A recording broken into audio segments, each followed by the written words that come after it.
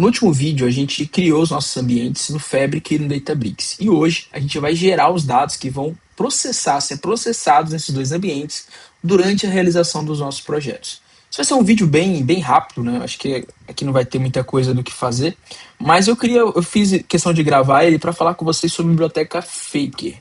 E por que essa biblioteca é interessante? Porque muitas vezes quando a gente vai fazer um processo de aprendizagem, a gente acaba criando ali ou baixando dados de algumas plataformas como o Kangoo ou AdventureWorks, etc.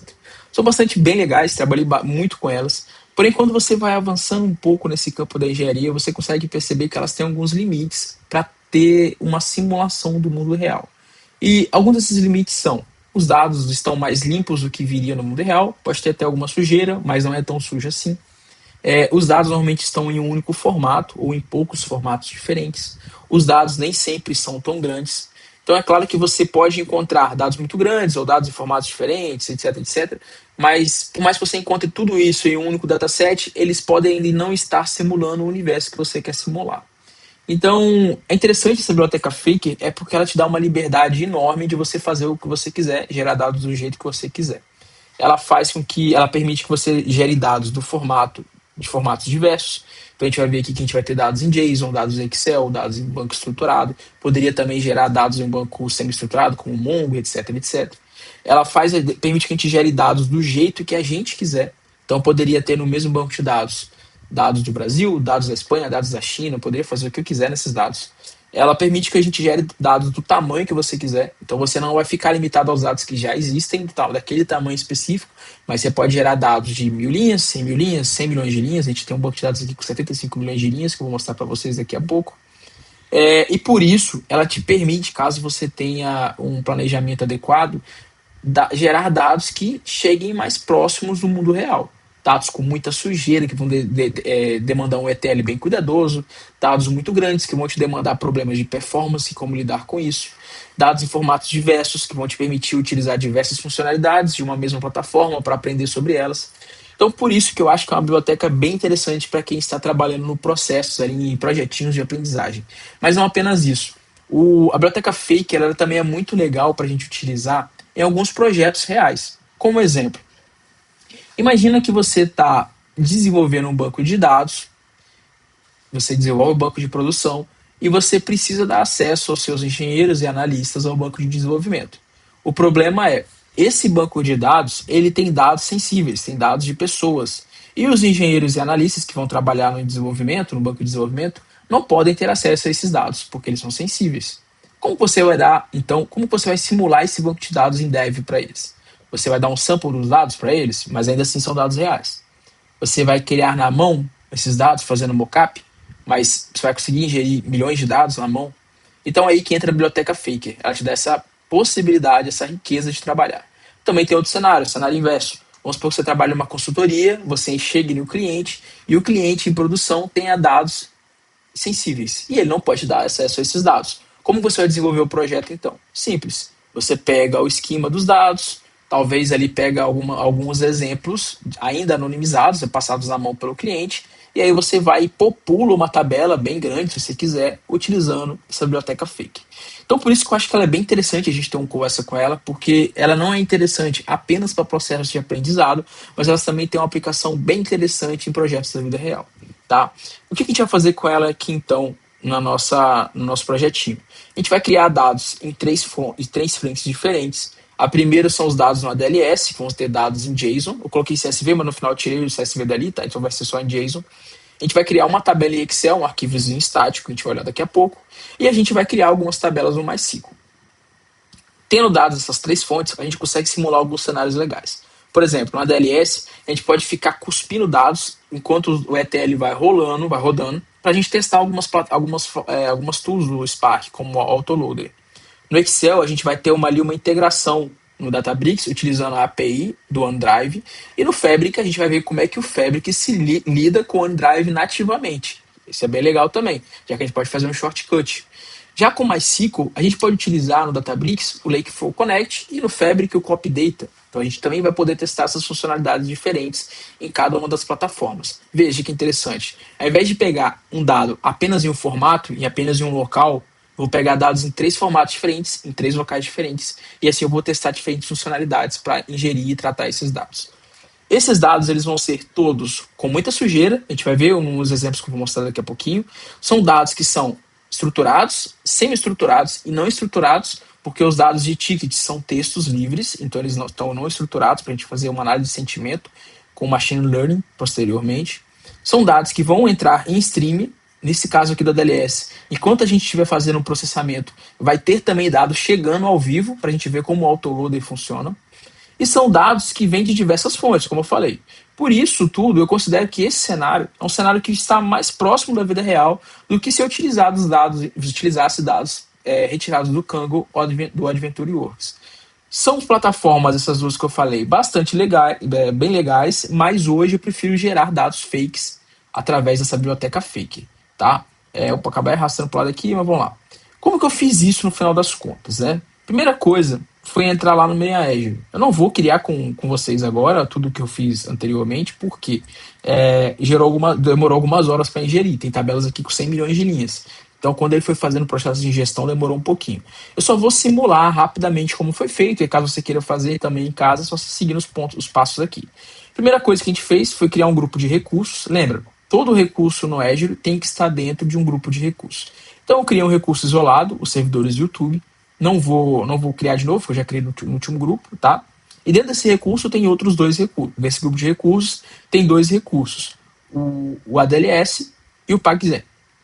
Esse ADLS, não é o mesmo ADLS que a gente criou do Databricks e do Fabric no último vídeo, porque esse cara aqui ele vai dar dados para os dois. Então não faria sentido, né, eu colocar os dados no Fabric e colocar os dados também no Databricks, no ADLS dos dois. É melhor centralizar os dois aqui.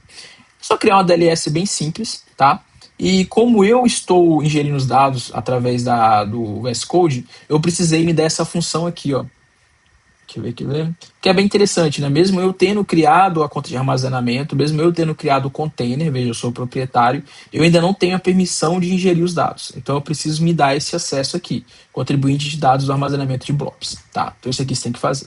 Além desse ADLS, eu também criei esse banco MySQL aqui. E para criar o MySQL é só você vir aqui na Azure, digitar MySQL mesmo, e aí vai ter esse aqui, ó, base de dados da Azure para servidores MySQL. Você vai abrir aqui, já tem o meu que eu criei, mas vamos criar de novo. Vai em criar, eu coloquei em criação avançada, porque eu fui lendo o que tinha ali, tá? Você vai colocar um grupo de recursos, vai selecionar o grupo de recursos que você quiser, vai dar um nome, assim, só para eles liberar as outras coisas aí. PagZen testes, vai colocar a região. Eu coloquei o EST2 porque o meu tenant tem algumas limitações, então eu precisei usar ele, você não precisa. Coloquei o MySQL versão 8, porque, sei lá, vou ver se eu criei, eu coloquei 8 e eu quis continuar colocando 8. Não recomendo usar o 9.5, porque ele está em preview, né? Então, se você quiser utilizar o mais novo, usa o estável com 8.4. Eu coloquei o 8 só por mania mesmo. Aqui no tipo de carga de trabalho, eu quero o mais barato. Então, veja, hoje está no standard, né? Tá 2.900. Quando eu baixar pro Dev, ele fica R$ 84. Cara, esse aqui é um projeto de aprendizagem, não tem por que ficar mais caro que isso. Eu quero o mais barato de tudo. Além disso, eu vim aqui, e se você deixar os outros, você vai ver que os preços vão aumentando, ó, aqui vai calculando os preços, então eu deixo o expansível, que é o menorzinho. Aqui também o menorzinho, a gente poderia colocar maior, eu deixei o menorzinho de todos.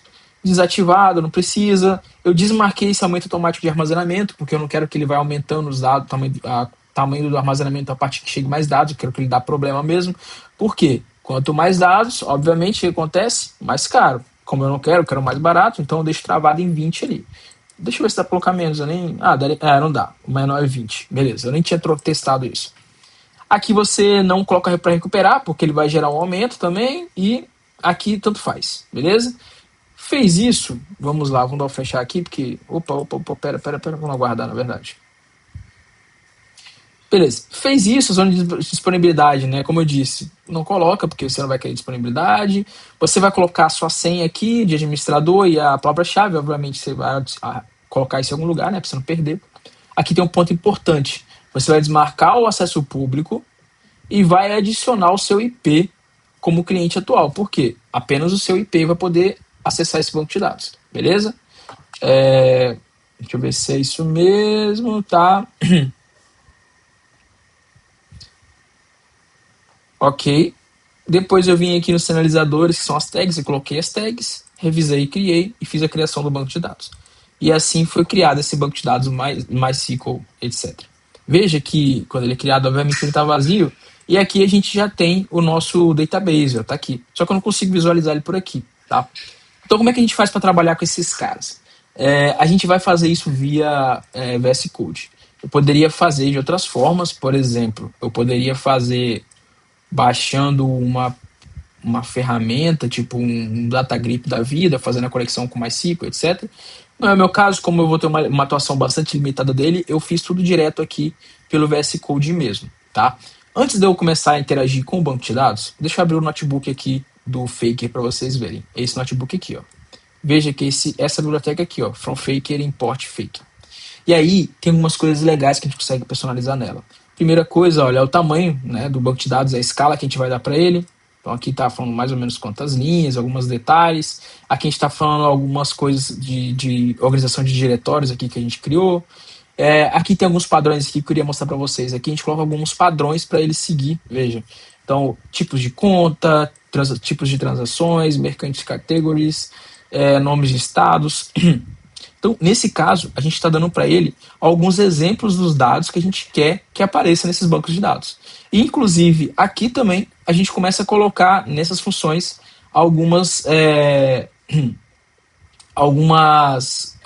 a criação de sujeira, tá vendo? Então, a gente fala, olha, o padrão é esse, mas eu quero que você crie também sujeira. E aí você pode mudar parâmetros para fazer ele ficar mais sujo ou menos sujo, depende do que você quiser.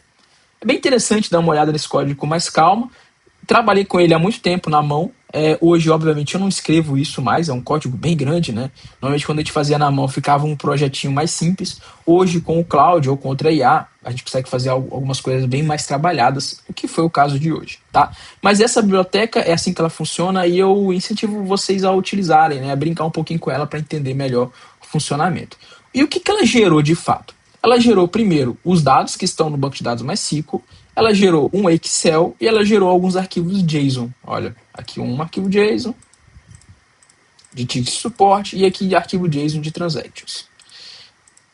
E como é que isso aqui funcionou para ser ingerido? Primeira coisa instalar a biblioteca do MySQL aqui no seu VS Code e depois rodar esse código aqui. Com esse código aqui, ele vai fazer a conexão que a gente teve lá com a conta de administrador. Então, vou colocar minha senha. E aqui ele está conectado ao meu banco. Ainda não está conectado, ao meu SQL, né? Ainda não está conectado ao meu banco, na verdade. Então é assim que faz a conexão. Aí não existe. Deixa eu tentar lembrar. Tá. É assim, mas é só com underline. Beleza. Agora ele está conectado ao meu banco MySQL. E aí tem essa geração de esquema aqui, ó. O que eu fiz então? Criei as tabelas, uma tabela de customers, uma tabela de account, uma tabela de account balances e uma tabela de loans. Essas tabelas foram criadas, depois que elas foram criadas, eu peguei esse script aqui, executei ele, o que ele fez? Gerou os dados, ingeriu nessas tabelas, criou os JSONs e criou o Excel. E pronto, a gente já está com os dados feitos. Basta agora a gente endereçar eles para onde tem que endereçar. Primeira coisa, vamos só confirmar então se os dados forem ingeridos mesmo no MySQL. Vamos primeiro pegar o customers. Select, asterisco, from customers, no limite 10. Veja, então olha só, o Faker lançou então esses banquinhos de dados aqui com customers. Então a gente tem aqui, ó, Brenda Alves, um erro, olha só. Lembra das sujeiras que eu falei que ele cria? Veja só na primeira coluna, né? Física minúsculo, física maiúsculo com acento, enquanto as outras não tinham acento. Um primeiro errinho. Outro errinho, CPF com ponto e traço, CPF sem ponto e sem traço. Outro erro, data de nascimento com traços, data de nascimento com barras, data de nascimento com timestamp. Então veja que ele foi criando aqui, cara, um monte de problema que eu vou ter que lidar no meu ETL. Não apenas eu vou ter que ingerir dados de 3 fontes diferentes, como eu vou ter que limpar esses dados. Olha que a gente está olhando para o dado estruturado, que é o mais fácil de limpar. Imagina os outros, né? Vamos ver quantas linhas ele inseriu aqui. Ele inseriu 1 milhão de linhas. Vamos ver agora a Loans.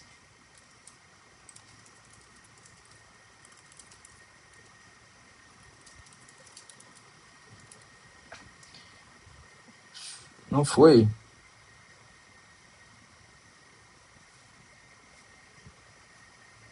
Select count. O que não foi? Ah, tá. Beleza, deu espaço.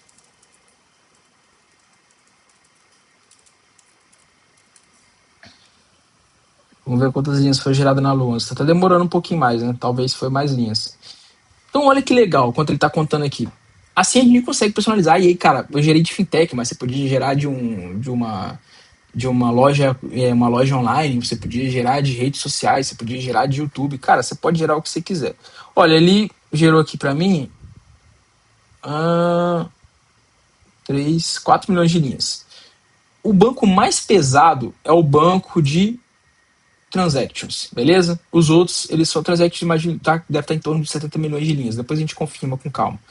Mas veja, aqui ele então gerou dois bancos, um de 1 milhão, outro de 4 milhões. Vamos dar um select no account balances. Vamos ver o que está vindo aqui.